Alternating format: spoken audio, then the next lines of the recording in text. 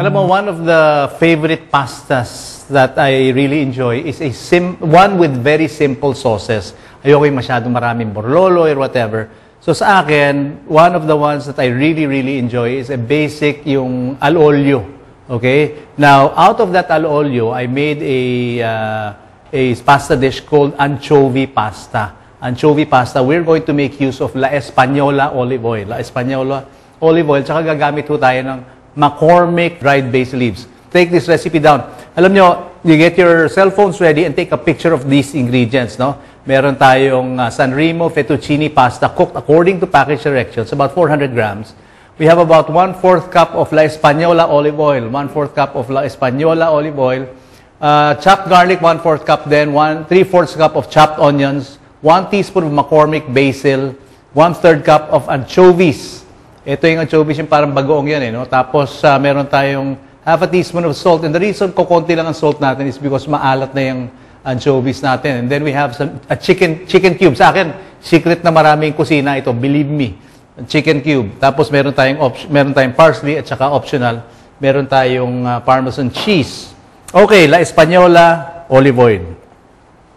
Okay, quality olive oil. Alam mo, ako ginawa ko minsan, out of this La Española extra virgin olive oil, I made a mayonnaise from scratch. Egg yolks, niluto ko ng konti lang para lang medyo magkaroon ng temperature yan. Then I put La Española olive oil, put a little mustard, vinegar, tapos seasoned with salt, tapos konting lemon. Alam mo, in the beginning, parang pangit ng taste, but after a while, it grows, parang nagmamature yung mayonnaise, ang sarap ng lasa. Ang sarap. So, if you want to stay healthy, no, yung La Española extra virgin olive oil o garlic. Ito na yung sinasabi natin na al olio. Yung mga recipes ng pasta dyan. One of my favorite restaurants is yung kay Gaita, yung Chibo. Ang sarap ng mga pasta ron. Yun talagang authentic at tasting ng mga pastas. Kasi marami tayong mga pasta restaurants, pero medyo nabibitin ako dun sa lasa ng pasta nila. Okay, ilagay natin tong ating bawang. What we want to do is just to shrink it a bit, extract the flavor, and then put our onions. Okay. Tapos ilagay natin tong ating McCormick basil leaves. Ako sa akin, ang suggestion ko sa inyo, get the whole rack of McCormick. Tapos use your imagination. Buksan mo, amoy mo. What will work well or sa mga dishes na niluto mo. Okay, so nilagay na natin yung ating basil leaves ng McCormick. Halo-halo lang ho lahat yan.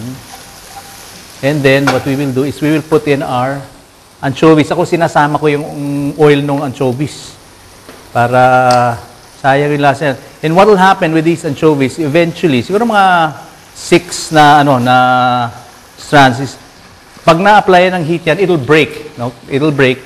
And then, we'll mix it with this garlic and onions and McCormick basil. Tapos, yan ang gagamitin natin to season our pasta dish. Okay? Halo-halo lang ho lahat ito. Yan ang papansin mo, parang madudurog siya. Lagay natin yung ating chicken cubes. Okay? And a little of our salt.